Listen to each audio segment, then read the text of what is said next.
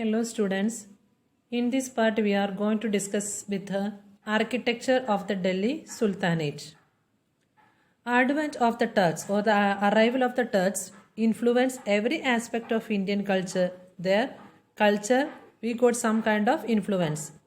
In architecture, Turks rule paved the way of the development of the Indo-Islamic style which blended the Arabic, Persian and Iranian style. Some of the style also developed. There was extensive use of domes, arches and minarets. The monuments of the Sultanate age were decorated with geometrical and floral designs. Floral designs means like a flower designs beside some Indian motifs like a lotus and the bell. These type of designs they decorated. First we'll see that Qutb Minar. The Qutb Minar of Delhi was commissioned by Qutbuddin Aibak. So, Qutb Minar is located in Delhi. Then the first Sultan of Delhi and was completed by the successor Iltutmish. So, Qutbuddin Aibak started the work of Qutb Minar but completed by Iltutmish. A five-storied building. Five-storied building means a 5 floors building. The minor is made of red sandstone and carved with the intricate carvings and verses from Quran. So, how it was constructed? So, it is constructed with a red sandstone and covered with the intricate carvings. Some kind of images they carved and the verses from the Quran also written. It is the tallest tower of its kind in India. Next we will see that Daidin Kha Jopta. It is the first mosque of India constructed by Qutbuddin Aibak in Delhi. The first mosque in India was Daidin Kha Jopta constructed by Qutbuddin Aibak. Next we will see that architecture of the Chola Dynasty. So you can see the picture that Chhatadiya Kha Jopta.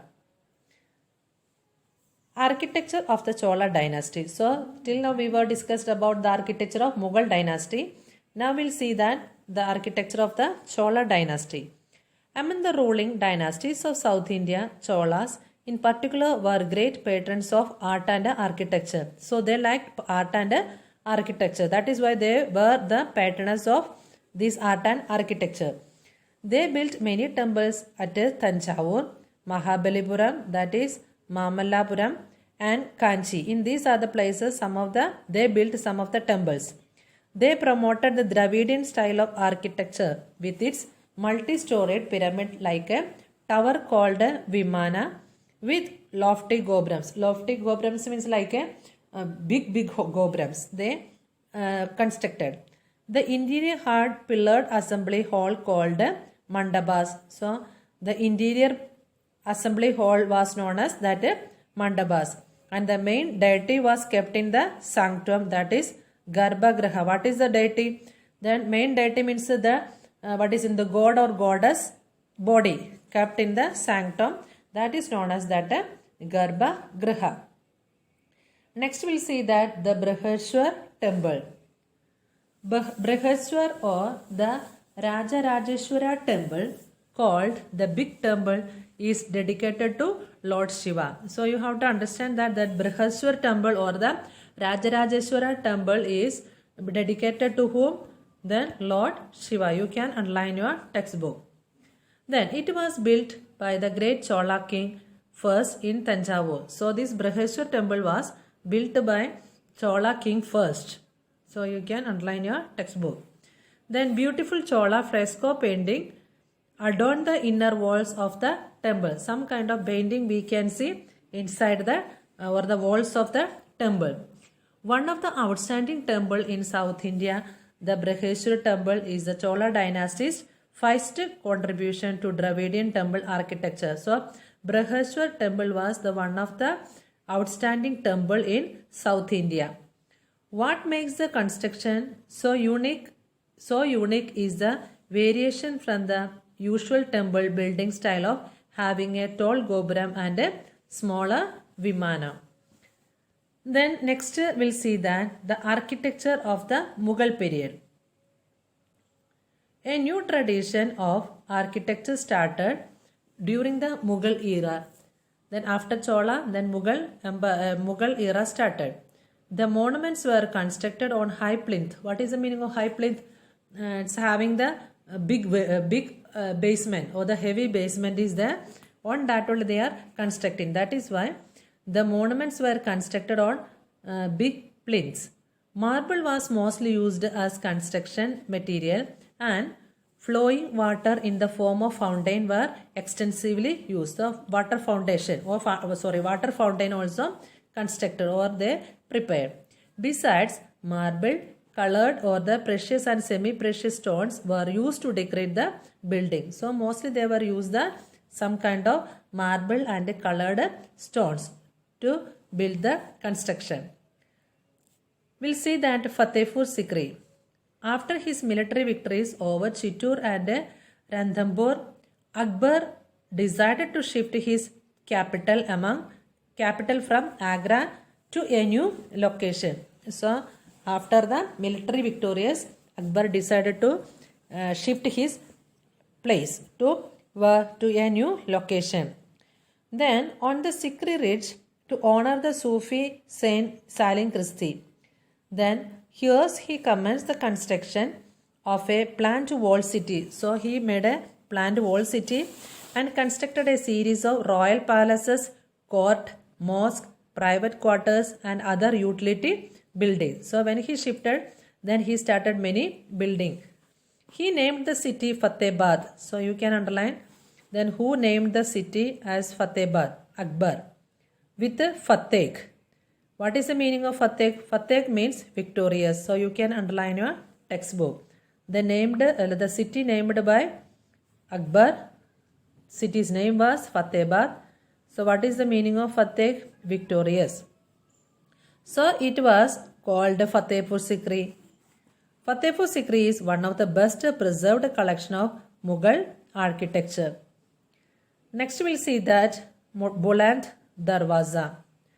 Buland Darwaza or the lofty gateway or the big gateways was built by the great Mughal Emperor Akbar at Fatehpur Sikri. So you can see the picture here in the textbook. So this is the Buland Darwaza.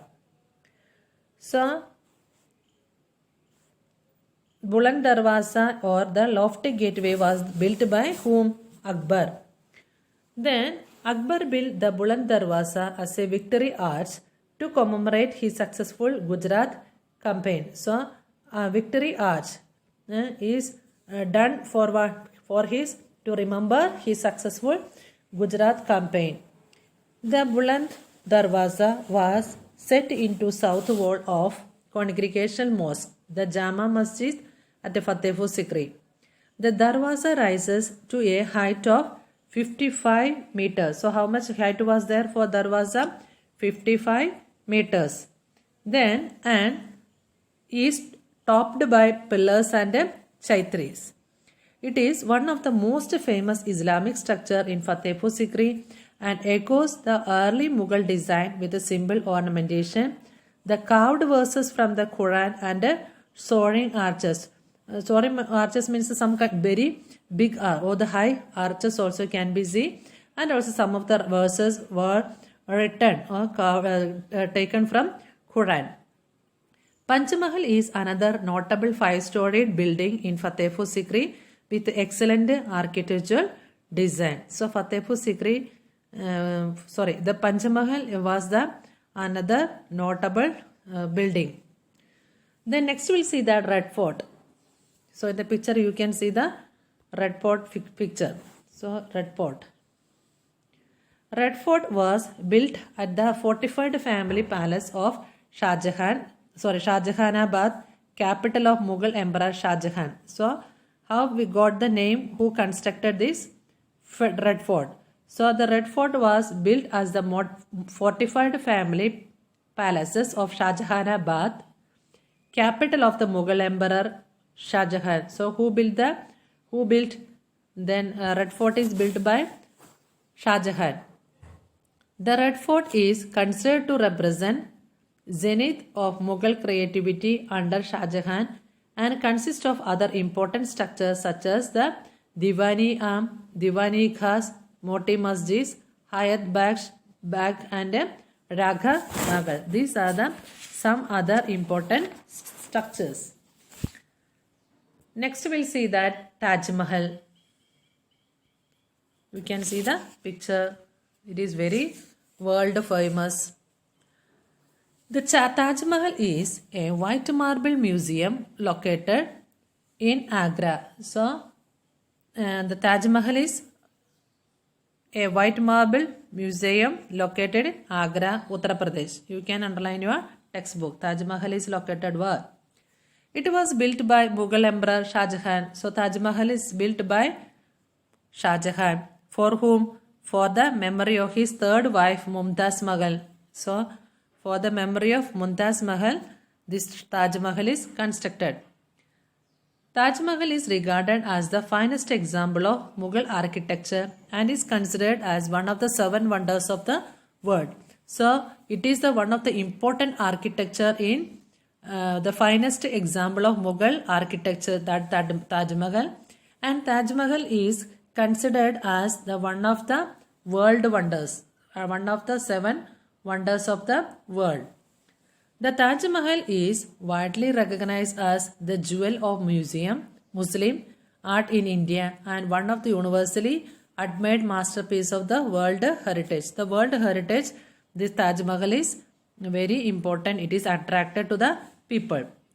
Then masons, stone cutters, inlayers, carvers, painters, calligraphers, dome builders and other artisans were requisitioned from the whole of the empire to work on the structure. So many people worked to complete this Taj Mahal. So who were the people? Masons were the stone cutters, inlayers, carvers, painters, calligraphers, dome builders. All they were done their work for the empire to work on the structure. The white marble has been polished to emphasize the exquisite detailing of the carving, and archways have been inlaid with semi-precious stones. Archways inlaid with the semi-precious stones. So you can see in the picture. Architecture was an emblem of power. Numerous outsiders invited. Invited means they entered to India and created architectural styles reflective of their ancestral and adopted homes. As a result, many artists got an opportunity to showcase their talent and skill because many people came to India and they all were done their creative work. That is why these people got an opportunity to show their talents and skill. Hence, not only was there need for name and fame met, but they also earned the handsome livelihood. So they got a chance to show their skill and capacity of the talents. Also they got money, the handsome livelihood. Then the people to whatever era benefited through such splendors structures. Thus, we should be grateful to rulers and emperors who, in their quest for quenching the thirst towards creative excellence, motivated and inspired the subjects, generated a source of income and benefited the society indirectly. So students, in this chapter we have seen what are the things? The medieval architecture works of that temple, then Darwakadish temple, Sun temple, then Rudramala, so the Rudra Mahalaya, so many temples, and architecture of the Delhi Sultanate, then architecture of Chola Dynasty, architecture of Mughal period. So these all we learned in this chapter. So students, thank you for listening my class.